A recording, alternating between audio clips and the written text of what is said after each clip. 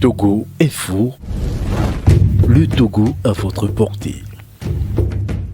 Bonsoir Lomé, bonsoir Palibé, Sokodé Abidjan, bonsoir Dapaon Kara, bonsoir à tout le peuple togolais et bienvenue dans votre émission La Voix du Peuple sur Radio Canal K sur Radio à volonté. Il n'est pas faux d'affirmer que l'opposition togolaise est traversée par des rivalités et des conflits fratricides qui affaiblissent son efficacité. Il n'est pas moins faux d'affirmer qu'après 60 années de dictature de Gnassingbé, la cohésion et la justice sociale sont complètement en lambeaux au Togo. Quel pays les gouvernants actuels ont-ils l'intention de laisser aux générations futures? Quelles sont objectivement et sincèrement les réactions positives et décisives des gouvernants actuels? La presse est muselée et les journalistes sont traqués et contraints à l'exil. Les formations politiques de l'opposition ainsi que les organisations de la société civile sont interdites de réunions et des manifestations. En dépit du constat fait par Faure Gnassingbé lui-même, malgré les rapports d'audit, la corruption, les crimes économiques et l'impunité ont établi et élargi leur règne au Togo. Les prisonniers politiques se comptent par centaines, s'ils n'ont pas succombé entre-temps aux tortures et traitements cruels et dégradants dont ils font l'objet dans les lieux de détention transformés en enfer à ciel ouvert. Les départs forcés en exil politique sont plus nombreux que les retours volontaires au bécail pour apporter sa modeste contribution à l'édifice social, économique et politique du Togo. La misère est endémique et visible dans les regards et les soupirs de chaque Togolais. Quel cynisme, quelle cruauté de confisquer la direction d'un pays dont on a divorcé si longtemps avec les populations. Les dirigeants des pouvoirs exécutifs, législatifs et judiciaires sont-ils au moins conscients de l'immense souffrance qu'il inflige aux Togolais? Et c'est sur ce fond de désastre et de chaos total que des pontes du Parti uni, Union pour la République parti au pouvoir, tentent de dissimuler la responsabilité des gouvernants actuels dans le naufrage économique, politique et social du Togo. Mais au milieu des ténèbres et du désespoir, des flammes d'espoir semblent se rallumer. L'engouement extraordinaire des populations à s'inscrire sur les listes électorales lors des recensements est un casse-tête inquiétant pour les gouvernants actuels. L'alternance politique ne sera jamais livrée aux Togolais sur un plateau en argent. Mais elle sera l'aboutissement d'une lutte âpre et déterminée des populations victimes au premier plan de la malgouvernance et des injustices de tout genre. Sentinelle, que dis-tu de la nuit? La nuit est longue, mais le jour vient. Eh bien, fidèles auditrices, auditeurs de Canal K de Radio à volonté, c'est sur cette affirmation que Feu Sylvanus Olympio débuta son discours inaugural pour proclamer l'indépendance du Togo le 27 avril 1960. Et pour le débat citoyen de ce soir, la division au sein de l'opposition togolaise empêcherait-elle Faure Gnassingbé à œuvrer pour la tendance politique? Nous allons en débattre dans quelques instants avec nos invités en ligne depuis Lomé. Nous accueillerons justement Dr Richard Tinjo, vice-président de DSA, les démocrates socialistes africains, et le journaliste Ricardo Agouzou, qui est également conseiller municipal du groupe indépendant Causa Espoir.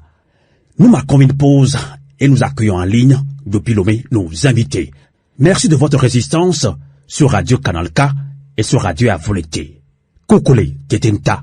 Radio à volonté. La voix de la résistance du peuple togolais.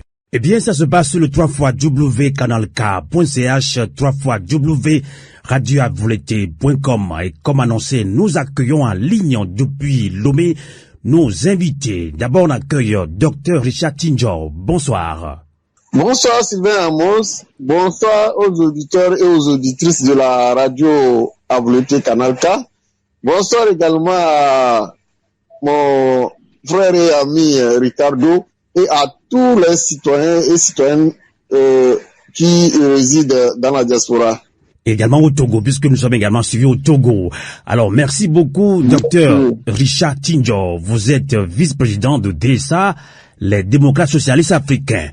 Toujours à Lomé au Togo, on accueille notre confrère Ricardo Agouzou. Bonsoir.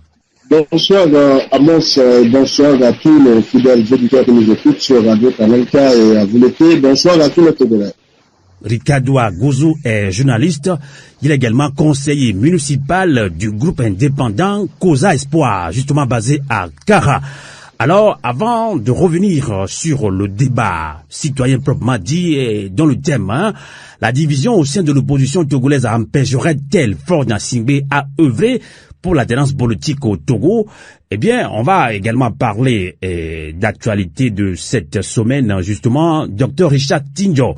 Je viens de dire, avant d'aborder le thème du débat citoyen proprement dit, je souhaiterais vous entendre sur la réaction de la conférence des évêques du Togo, CET, qui, dans un message dédié surtout à la classe politique togolaise, a invité les acteurs politiques à créer, selon leur propre thème, à créer un bon climat pour les régionales et les élections législatives à venir. Les évêques ont également demandé au gouvernement togolais de libérer les prisonniers politiques. On en compte plus d'une centaine. Je pense que vous avez les mêmes informations que nous par rapport à ces prisonniers politiques. Alors, docteur Richard Tinjo, comment avez-vous reçu ce message des évêques du Togo? C'est pas la première fois qu'ils réagissent. Merci Amos. Avant toute intervention, permettez-moi de saluer la mémoire de tous les Togolais qui sont tombés sous le joug de la dictature, qui sont tombés sous le joug des colons. Aujourd'hui, c'est la fête des martyrs. Je crois les martyrs, ce n'est pas simplement les martyrs de Pia, mais ce sont les martyrs tous les martyrs togolais qui sont tombés pour la libération du Togo, que ce soit avec les néocolonialistes qui nous régentent, que ce soit avec les colons, les maîtres qui ont su tenir en haleine ou bien embrigader notre liberté. Je voudrais que nous ayons une pensée spéciale à tous ces martyrs-là. La sortie des évêques, cette sortie est à saluer. Ce n'est pas la première fois, comme vous l'avez dit, que les évêques font ces sorties-là pour interpeller la classe politique à plus de sérénité, de cohésion, pour que nous puissions véritablement bâtir notre Togo. Mais je voudrais, à travers cette intervention, dire qu'il ne faudrait pas que les évêques se limitent simplement au communiqué, mais qu'ils fassent un pas vers les acteurs politiques, vers les protagonistes, notamment la classe politique de l'opposition, comme le pouvoir, pour voir dans quelle mesure rapprocher les opinions pour que la sérénité y ait. Parce que bientôt bientôt c'est les élections législatives régionales. S'il n'y a pas la paix, s'il n'y a pas la sérénité dans le pays, la tension étant vive, on ne sait pas ce qui pourra arriver, ce qui ne serait pas bien pour tous les Togolais que nous sommes.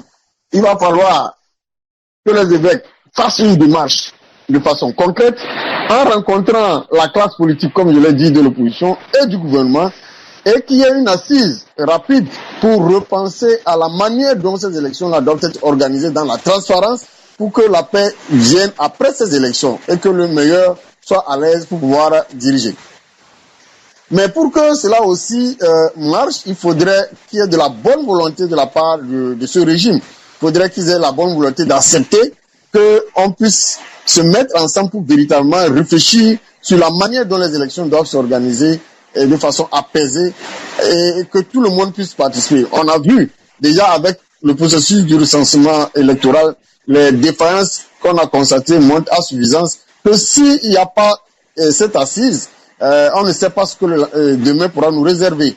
Et je voudrais inviter les évêques à aller au-delà des communiqués et poser des actes pour rassurer. Parce qu'une fois que les évêques vont commencer par faire cette démarche, la population est témoin.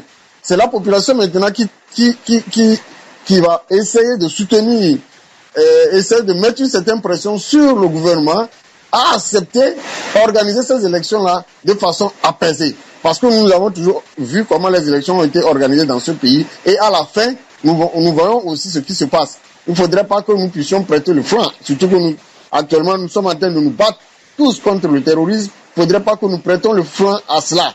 Il ne faudrait pas qu'on dise qu'après que c'est la classe politique de l'opposition qui n'est pas en train de faciliter la chose, alors que ceux qui organisent même les élections sont les premiers acteurs qui posent les balises de ces conflits ou de ces crises politiques. Voilà ce que je peux dire pour ce premier point. D'accord. Alors, Ricardo Agouzou, vous qui êtes journaliste, je l'ai dit tantôt, conseiller municipal du groupe indépendant Causa Espoir à Kara, la crise politique perdure et perdure. Et là, vendredi dernier, la conférence des évêques du Togo, CET, dans un message dédié surtout à la classe politique togolaise, a invité les acteurs politiques à créer un bon climat pour les régionales et les élections législatives à venir.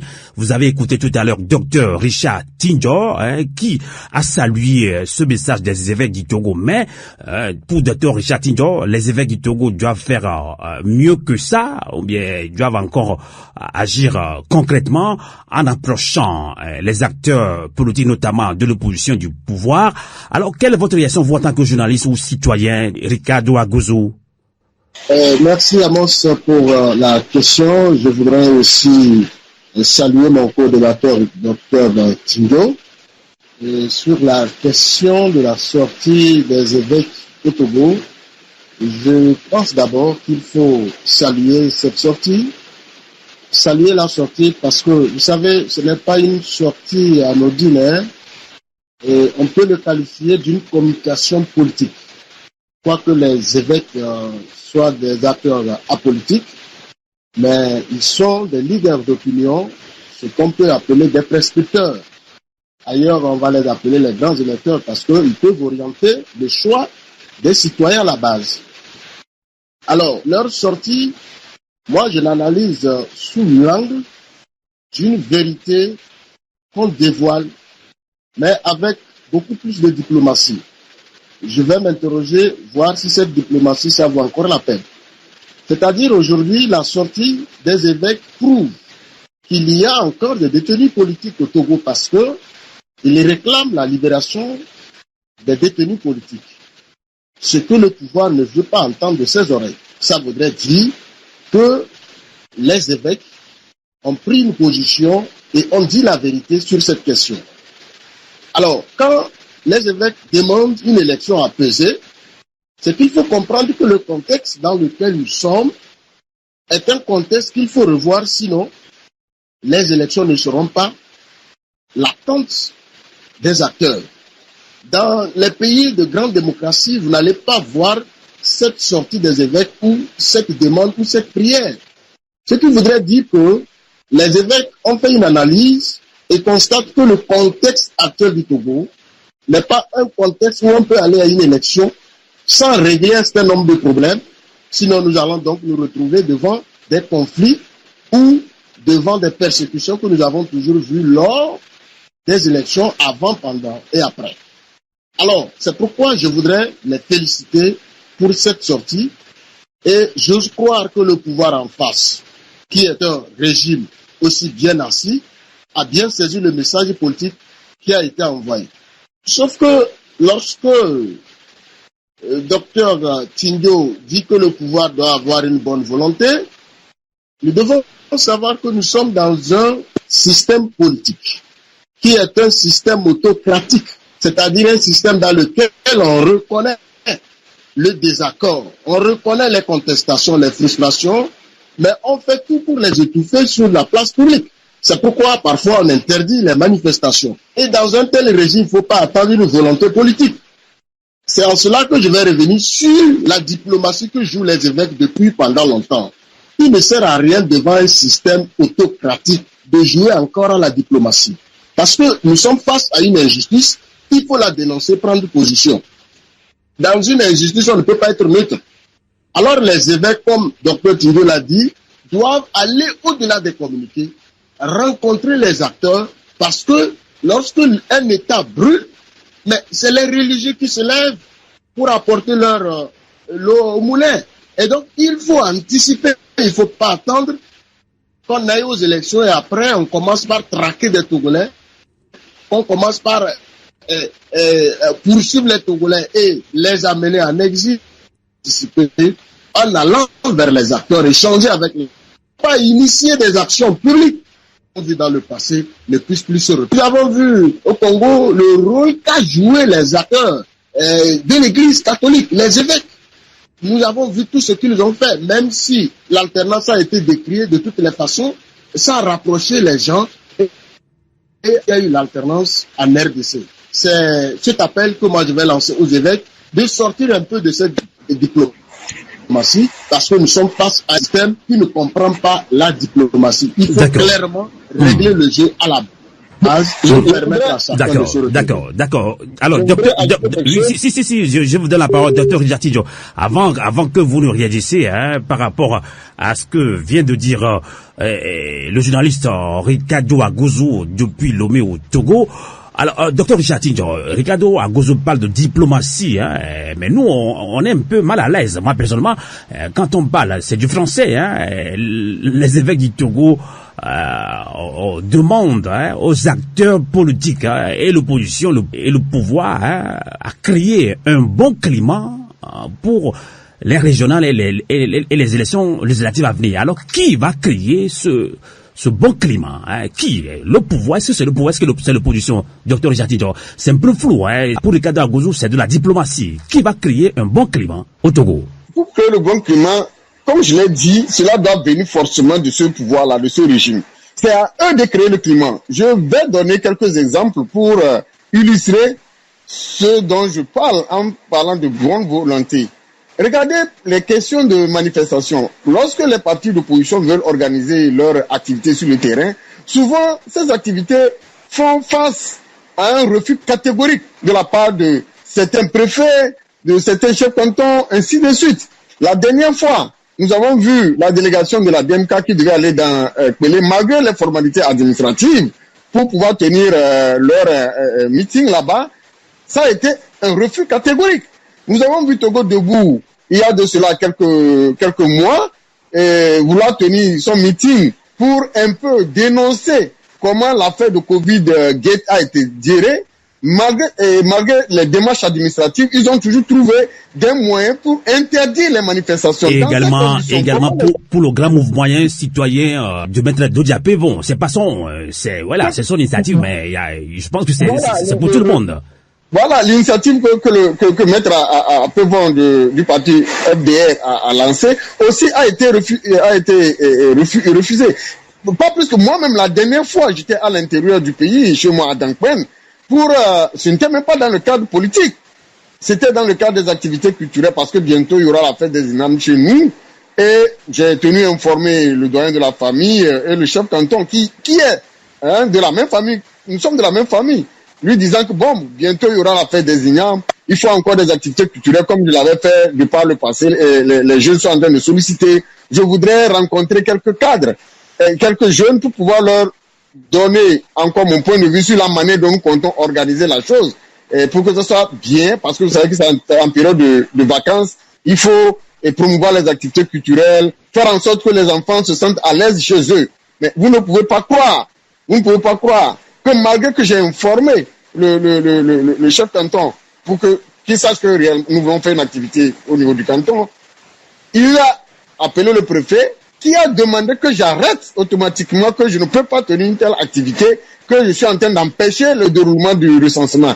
Pourtant, j'ai eu même à discuter avec le préfet lui disant, écoute monsieur le préfet, je suis venu dans le cadre de la préparation d'une activité culturelle, sportive et autres. Ça n'a rien à voir avec le politique. C'est vrai, je suis un acteur politique, mais je ne suis pas venu dans ce cadre, parce que si je devais être dans ce cadre, j'aurais fait des démarches administratives pour informer, ainsi de suite. Mais ici, je suis chez moi avec mes frères. Est-ce que en tant que citoyen, en tant que natif du milieu, je ne peux pas rencontrer mes frères et discuter? Il faut forcément que j'ai une autorisation de la part de vous, monsieur le préfet, pour pouvoir le faire.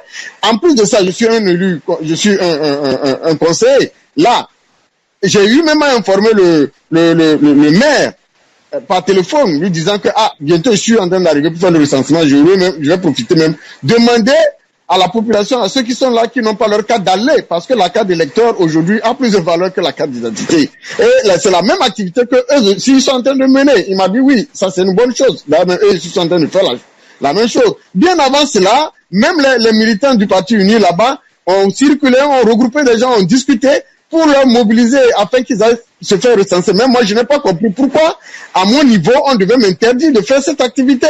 Ou une activité de discussion avec des frères pour programmer quelque chose qui n'a rien à voir avec la politique. On dit, je n'ai pas droit à le faire. Et on envoie la gendarmerie pour pouvoir m'interpeller, pour me dire de disperser la foule, de quitter là-bas. Est-ce que c'est normal? Dans ces conditions, est-ce que nous pouvons vivre, nous rassurons la population? Dans ces conditions-là, est-ce que ça ne montre pas qu'il y a un parti pris? Et c'est pour ça que je dis qu'il faudrait que les évêques aillent au-delà des communiqués, aller voir concrètement le gouvernement en place, le pouvoir en place, aller voir les acteurs politiques, et dans un creuset, nous allons réfléchir à la manière dont nous allons tous apporter notre contribution pour une élection apaisée. Parce qu'on ne peut pas organiser une élection alors que certains ont la liberté de circuler, de faire leur meeting, de faire leur activité, de rencontrer qui ils veulent. Pendant ce temps, les autres acteurs, que ce soit de la société civile ou bien des acteurs politiques de l'opposition, on leur interdit cela. Est-ce que ça c'est normal? Dans un pays qui se veut démocratique, est-ce que c'est ça la démocratie? Si parfois nous dénonçons, nous disons que le Togo a la lutte d'une dictature, c'est ce genre de comportement que les gens ont sur le terrain. Et je suis sûr que ces informations-là sont souvent légion et étouffées dans les milieux parce que les gens n'en parlent pas. Ouais, si nous n'avons pas l'opportunité d'avoir des médias ici pour pouvoir dénoncer et parler, à l'intérieur, ce qui se passe, c'est vraiment c'est un calvaire. Hein? C'est un calvaire. Les chefs cantons qui sont à la solde du pouvoir, les préfets qui sont à la solde du pouvoir, finalement, on ne sait plus. Est-ce que le pays est gouverné pour certains et contre certains? On ne comprend absolument rien. Il va falloir que les évêques prennent en compte nos préoccupations, qu'ils aillent voir le pouvoir, travailler pour que nous puissions tous apporter la contribution dans ce pays. D'accord.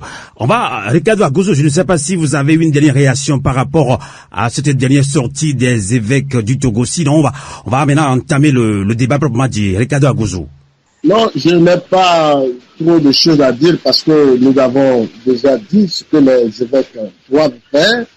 Dr Tinjo a fait tous les détails. C'est pourquoi j'ai dit qu'il est temps d'arrêter de continuer dans cette diplomatie. Face à une injustice, il faut prendre position pour le peuple et pour la justice. Que les évêques commencent par dire clairement la vérité au régime. D'accord. Voilà votre comportement. Ricardo Agozo, je comprends votre réaction, mais est-ce que vous avez l'impression, vous avez bien lu ce message des évêques du Togo, hein?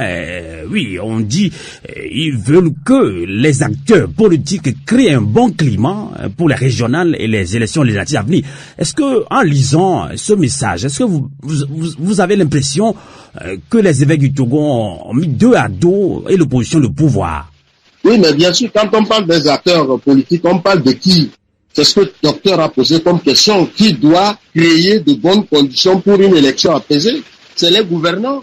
Et donc, en réalité, il faut interpeller le gouvernement sur la situation que les acteurs de l'opposition de la société civile vivent aujourd'hui. Parce que tout ce que nous sommes en train de dire, c'est les cris et les revendications des acteurs qui ont contraint les évêques à faire cette sortie. Maintenant, quand vous voulez faire la sortie, il faut interpeller clairement l'auteur, celui qui crée ces conditions pour qu'aujourd'hui on ne puisse plus parler d'une élection apaisée. Mais mettre les acteurs de l'opposition et du pouvoir dans le même lot, comme si chacun avait une responsabilité à jouer, moi je pense que c'est une diplomatie dont nous n'avons plus besoin. D'accord. Radio à vous l'été. L'esprit patriotique. Alors, docteur Richard Tijo, je disais que c'est pas moi qui le dis, hein, c'est clair, le constat est amer. Le Togo semble de plus en plus ingouvernable par les dirigeants actuels, gouvernants actuels, c'est-à-dire Faure Gnassingbé. Alors, mis à part les élections législatives de 1994, les gouvernants actuels organisent systématiquement des fraudes électorales pour se maintenir au pouvoir. Vous l'avez dit également. Alors, cette façon de confisquer le pouvoir politique par la fraude et la force aussi, n'est-elle pas la véritable cause de démobilisation des populations, Dr Jatinho? Bien sûr, ça fait partie des causes de la démobilisation de la population parce que la population elle-même, elle voit ce qui se passe sur le terrain.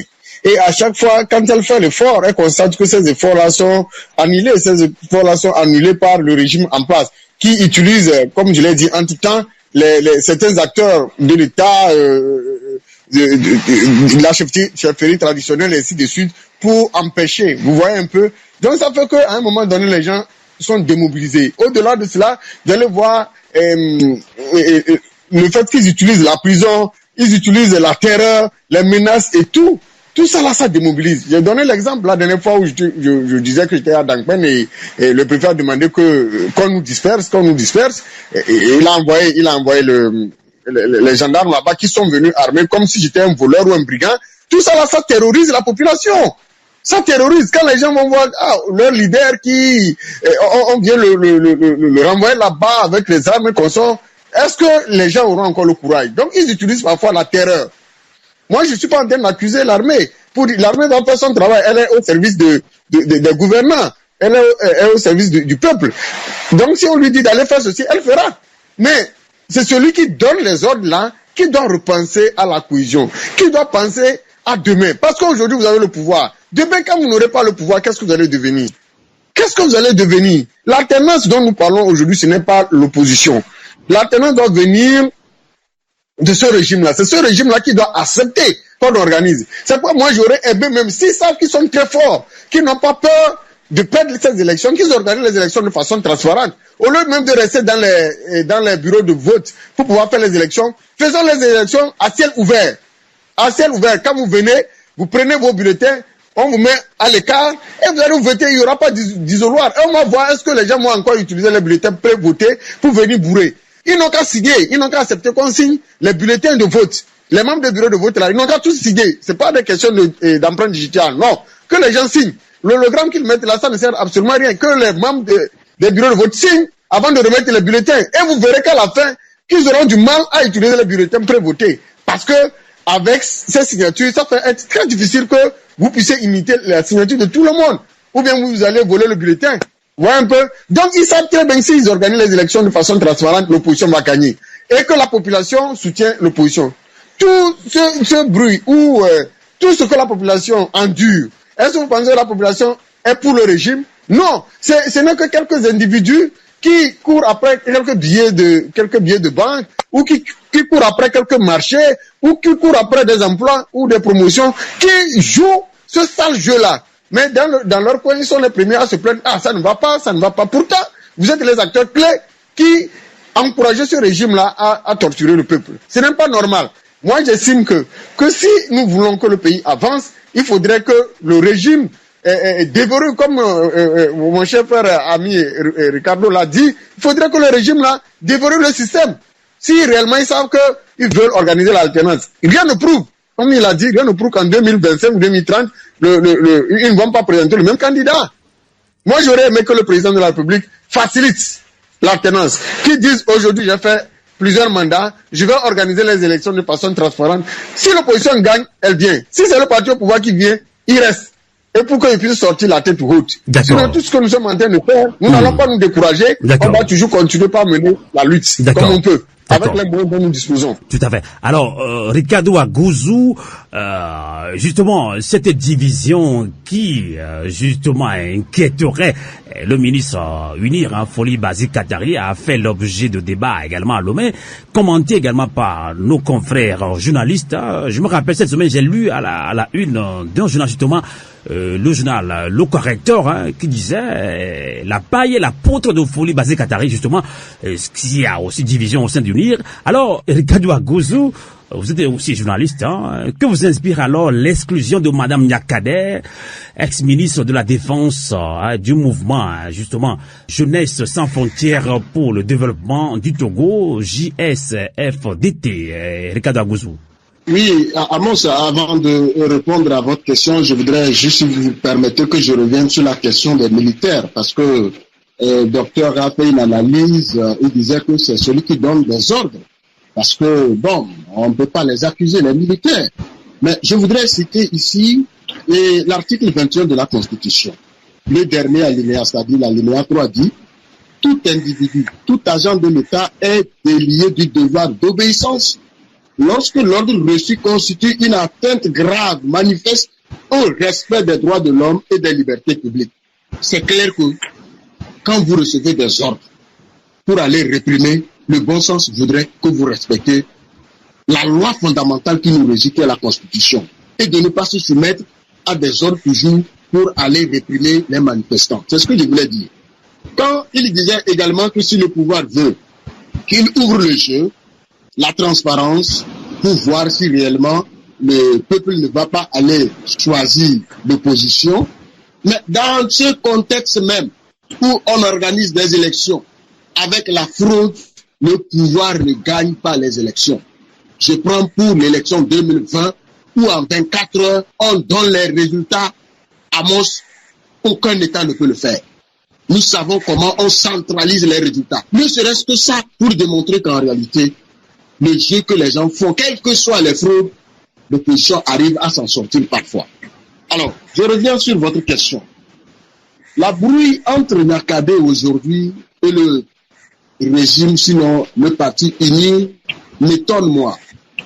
Ça m'étonne parce que quand vous prenez ce qui se passe, c'est un problème interne à un mouvement politique ou à une association, on peut le dire.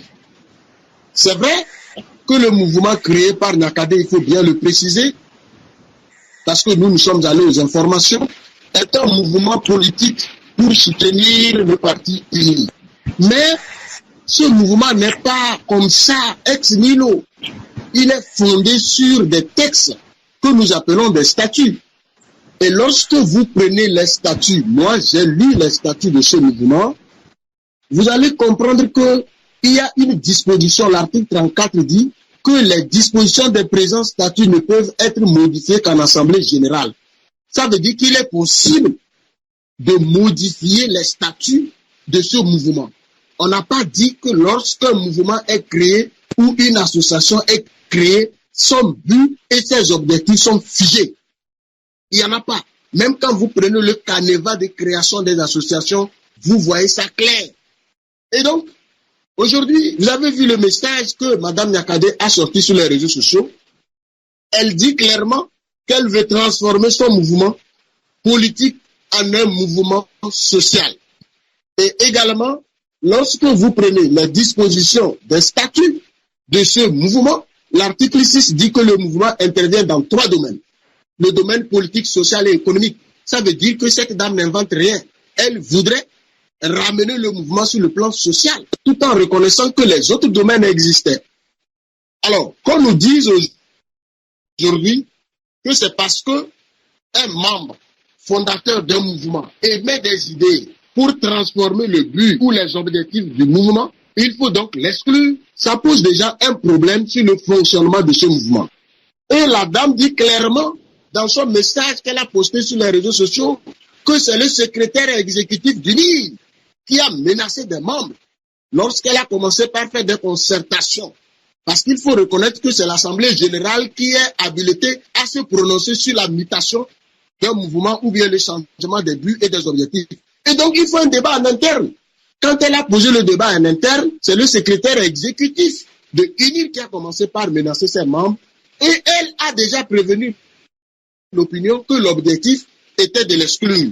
Maintenant qu'elle a été exclue, allons interroger les règlements intérieurs qui régissent aujourd'hui le mouvement de Nyakadé. Je suis allé également interroger les règlements intérieurs. Et l'article 6 du règlement intérieur dit, en cas de non-respect ou de violation des textes fondamentaux, parce qu'on l'accuse, selon les articles 4 de leur statut, d'avoir violé, on a dit que le principe qui devrait soutenir le régime uni, sinon le parti uni. Mais l'article 6, comme je l'ai dit, en cas de non-respect par un membre, le comité de surveillance peut le suspendre provisoirement des activités jusqu'à la tenue de la prochaine Assemblée générale ordinaire. C'est bien précisé. Ça voudrait dire, dans ce cas d'espèce, si réellement que le mouvement a constaté que Mme Nyakadé est en train de dérailler, il faut la surseoir, il faut la suspendre provisoirement et attendre une Assemblée générale ordinaire. Maintenant, qu'on puisse organiser une Assemblée générale extraordinaire, ça voudrait dire qu'il y a quelque chose qui cloche, il y a quelque chose derrière. Et c'est ce que Mme Nyakadé a dénoncé. Et aujourd'hui, il faut reconnaître que tout ce qui se joue voudrait dire clairement au sein du NIR, il n'y a pas la stabilité. Et donc, un régime comme ça, ou un parti d'union avec son symbole de paix, s'il n'a pas pu résoudre son problème en interne, il n'aura pas de raison à donner des leçons à l'opposition. D'accord, voilà merci. Ce que nous savons. Oui, d'accord, voilà. d'accord. Alors, docteur Richard Tidjo, vous êtes un acteur politique de surcroît. leader de partis politiques. Donc voilà, on nous dit opposition divisée, ou bien division au sein de l'opposition. Maintenant, division au sein du parti parti au pouvoir. Alors le journal, le correcteur l'a titré, la paille et la poutre de Folie Basile Katari qui est d'unir également. Alors, docteur Yatin, selon des informations, Madame Marguerite Nyakade, ex-ministre de la Défense, serait à la manœuvre pour créer un parti politique de l'opposition. Alors, au sein du parti, unir, justement, on parle de haute trahison. Docteur Yatin, cela ne s'apparente-t-il pas à des manœuvres politiques pour distraire l'opposition togolaise? Donc, écoutez, moi, l'opposition aussi est vraiment préoccupée par la division qui se trouve au sein de UNIR et ses mouvements.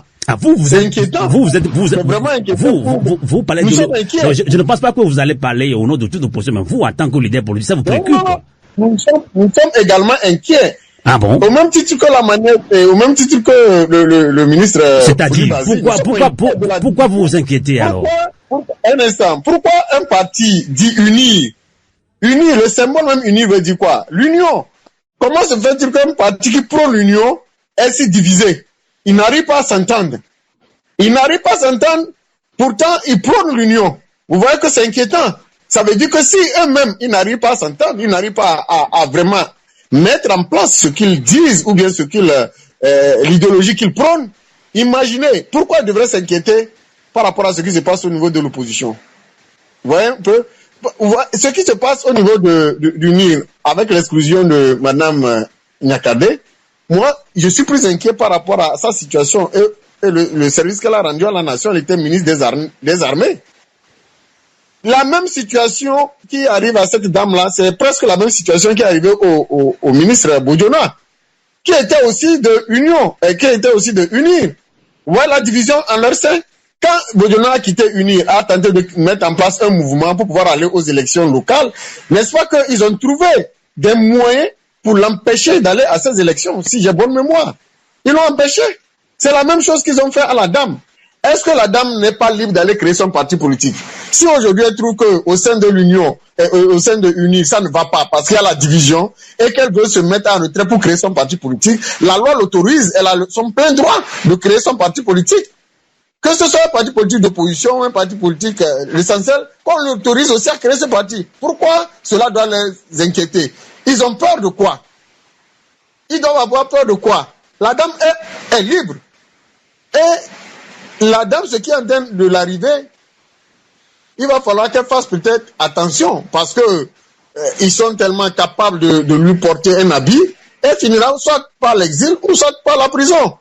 Voilà comme ce qui est arrivé à tous ceux qui ont travaillé avec eux et qui ont tenté de dénoncer ou bien de sortir de leur cercle. Ce n'est pas normal qu'un pays fonctionne comme ça.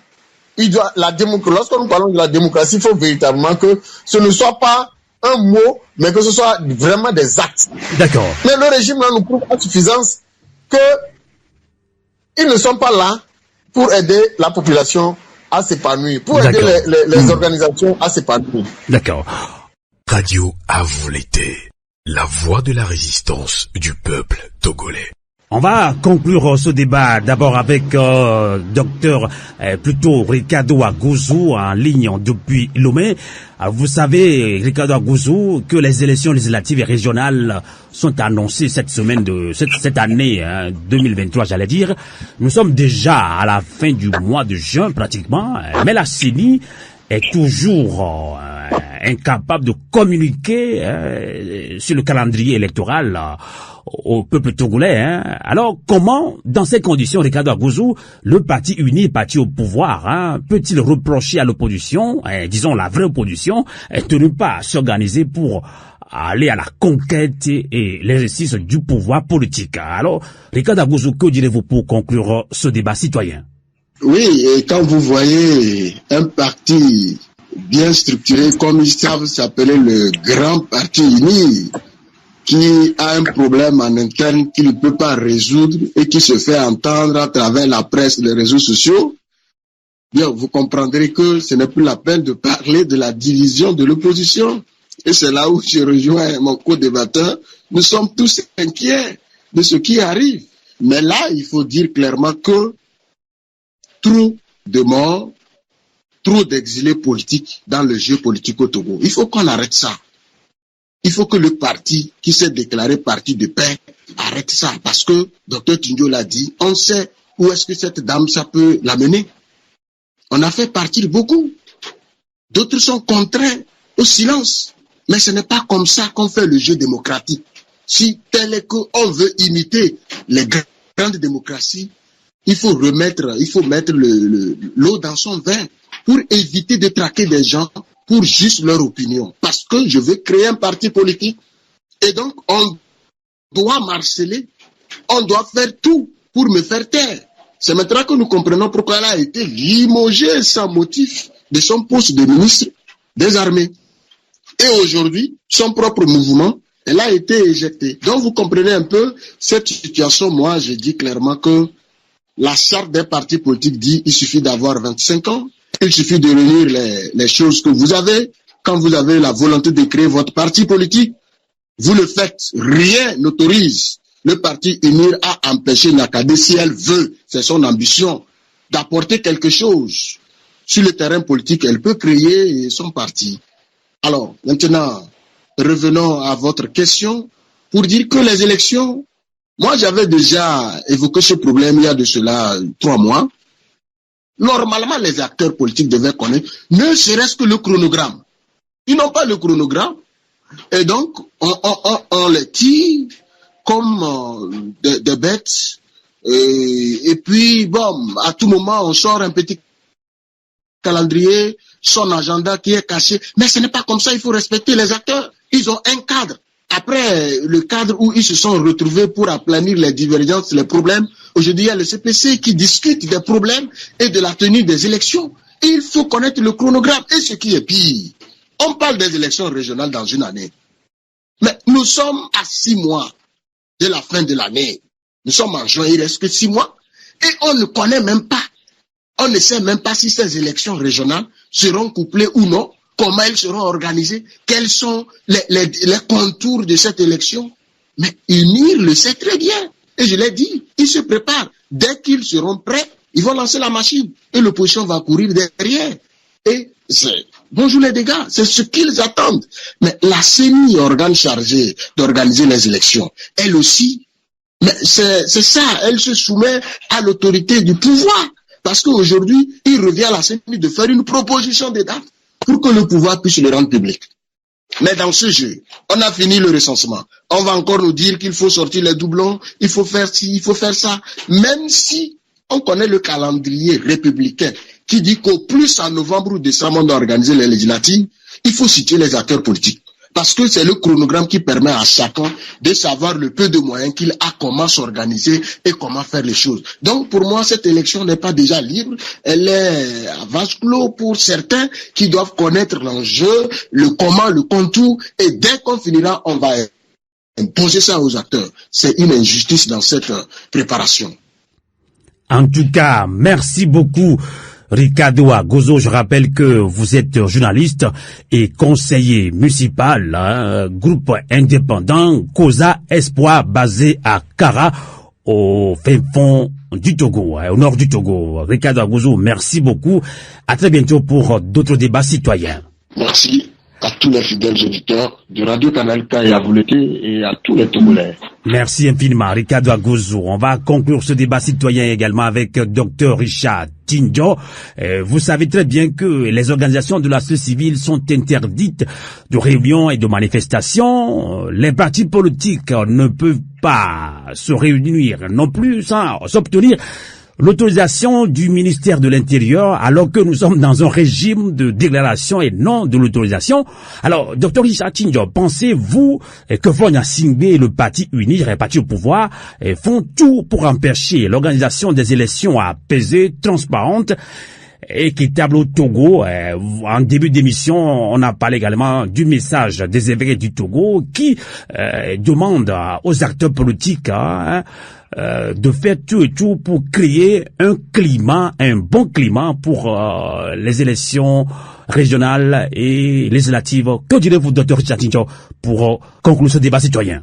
Oui, je vais dire que le parti n'aura peur de l'opposition. Le parti n'aura peur de l'opposition, sérieusement.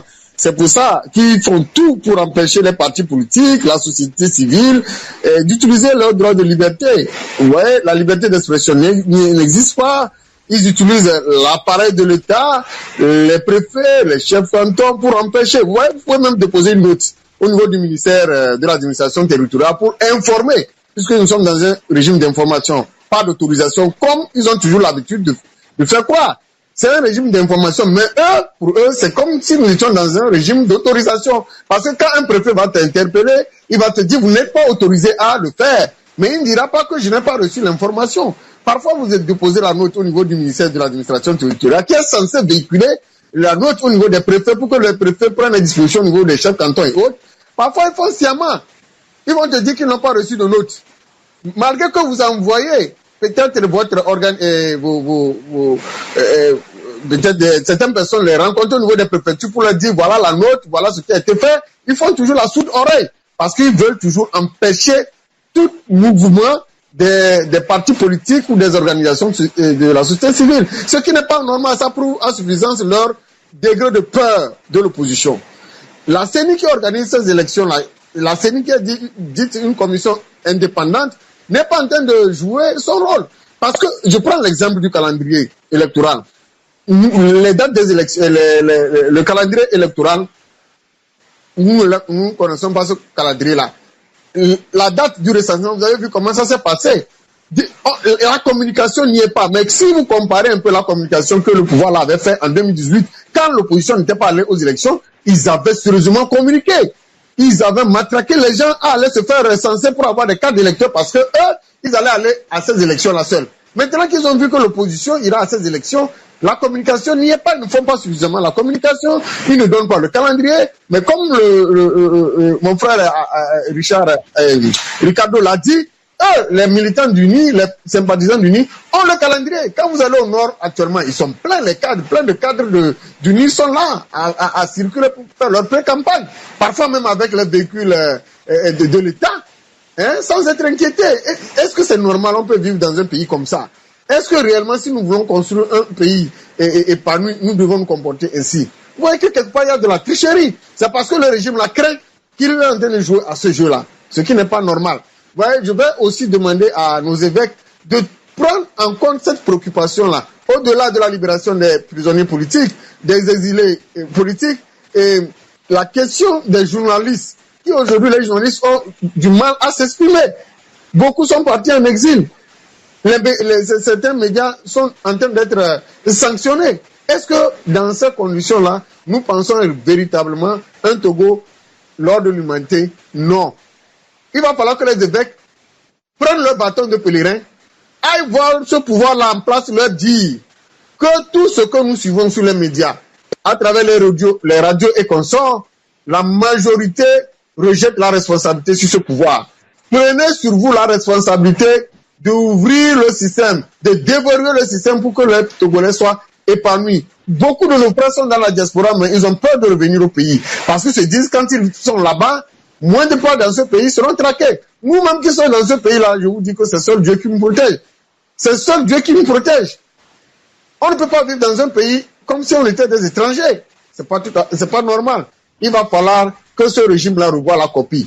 Parce que demain, nous ne savons pas ce que l'avenir nous réserve. Aujourd'hui, ils sont au pouvoir, demain ils peuvent perdre le pouvoir. Si on leur fait vivre la même chose qu'ils font vivre à la population, aux acteurs de la société civile, aux partis politiques, est-ce qu'ils vont accepter? C'est pour ça que vous voyez que tous ceux qui quittent UNI, parce qu'ils sont frustrés, ne sont pas d'accord sur la manière dont les choses se passent, ils ne leur font pas cadeau. C'est le lieu d'interpeller aussi les zélés qui sont dans ce régime-là, qui pensent qu'ils ont tout. Le régime n'a pas d'amis, il n'a que des intérêts.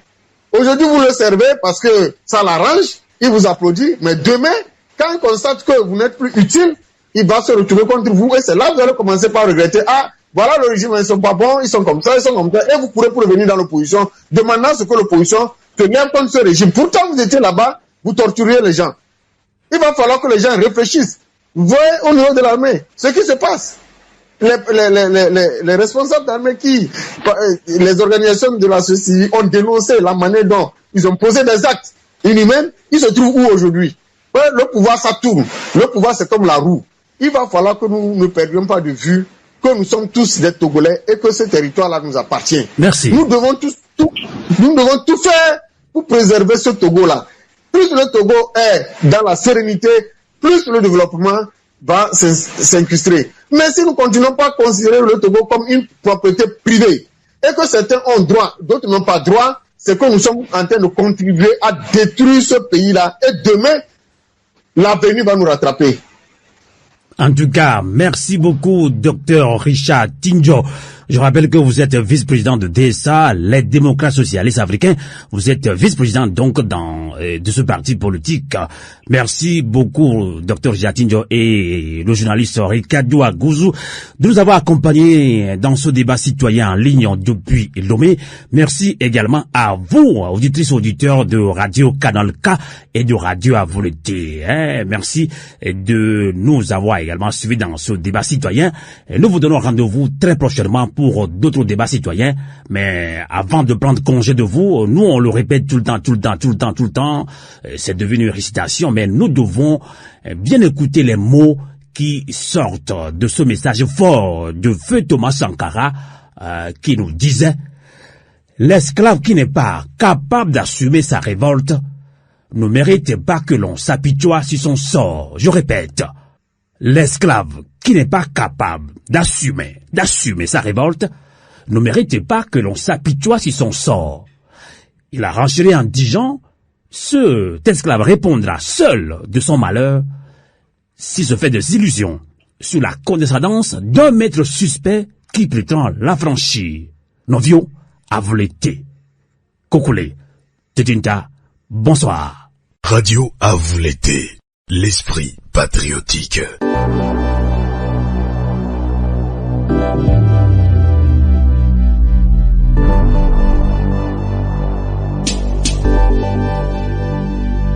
Tialamule, Solebe, Tialamule, Tialamule, Solebe, Tialamule, Tialamule, Solebe, Tialamule, Tialamule, Solebe, Tialamule.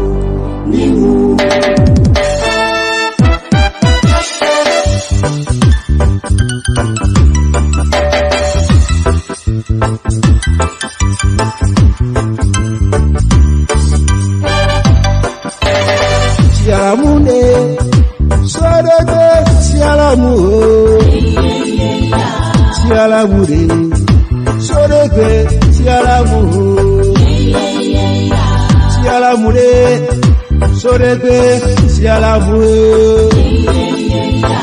Tialamune, Sorede, Tialamune, Tialamama ojo, wase kumyalude. Tia toke bada, bahola fia omehe.